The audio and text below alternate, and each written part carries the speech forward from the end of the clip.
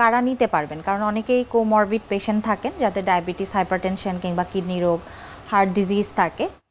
এই ধরনের পেশেন্টরা এটি গ্রহণ করতে পারবেন কিনা, এবং সেই সাথে নেয়ার পরে কোনো স্বাভাবিক মানুষ যার কোনো ধরনের অসুবিধা নেই তার কোনো ধরনের অসুবিধা হতে পারে কিনা? এটা যাদের পেসমেকার থাকে বা কোনো ধরনের মেটাল বা দাঁতে এগুলো থাকে তারা নিতে পারবে না।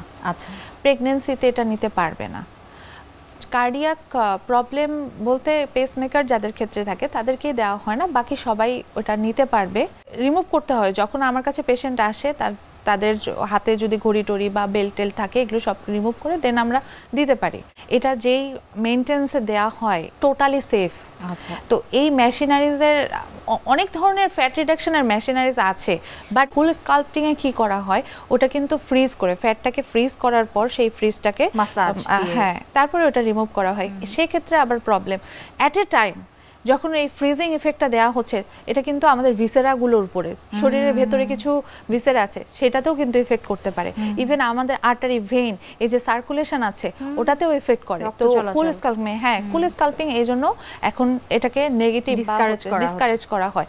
কিন্তু এইটা যেমন এটাতে প্রবলেমটা সেটা নেই, যেমন এটার একটা নির্দিষ্ট তাপমাত্রা। জি আপু, আমরা যেমন আসলে হাইফু আমরা জানি, হাই ফ্রিকোয়েন্সি এক ধরনের আল্ট্রাসাউন্ড, ওইটার সাথে আসলে এইটার তো এটাও এক ধরনের ফ্রিকোয়েন্সি যাচ্ছে, তো এটার কি সিমিলারিটিস আছে কিনা? এটার সিমিলারিটিস আছে। এটা যেমন আমরা হাইফুটা করি, এটার থেকে কয়েক ধাপ বা অনেক 50 টাইমস স্ট্রেংথ বেশি হচ্ছে এম স্কাল্প নিওতে।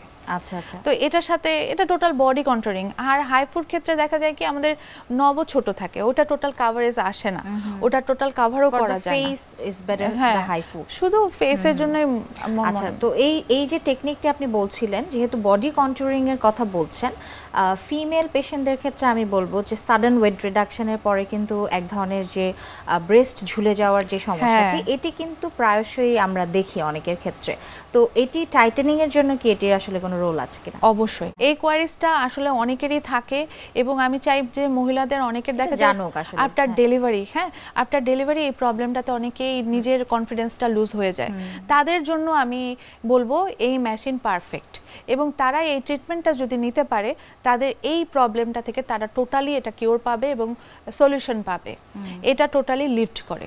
এবং এটি আসলে ডিউরিং ল্যাকটেশন পিরিয়ডে মা যখন আসলে তার শিশুকে দুধ পান করাচ্ছেন তখন বোধহয় এটি দেয়া যাবে না, এরকম কোনো কথা আছে? প্রেগন্যান্সি ল্যাকটেশন কোনোটাতেই দেয়া যাবে না, অ্যাভয়েড করতে হবে। আফটার ল্যাকটেশন এটি আসলে তিনি নিতে পারবেন। বডি কন্ট্রোলিং নিয়ে টেকনিকে একটু জানাবেন যে ইনজেক্টেবল এবং এই ফ্রিকোয়েন্সি ছাড়া আর কোনো ওয়ে আছে কিনা? আমরা থ্রেডের মাধ্যমে একটা কন্ট্রোলিং করে থাকি, সেটা ফেসে করে থাকি, ব্রেস্টে করে থাকি, ওয়েস্ট লাইনে করে থাকি, লাভ হ্যান্ডেলেও করে থাকি।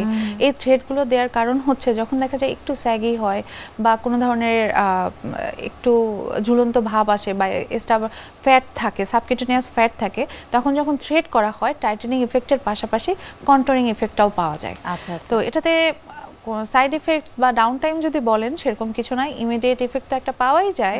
এটার পরে টোটাল ইফেক্ট আসতে মিনিমাম 1 মান্থ to 2 মান্থস লাগে।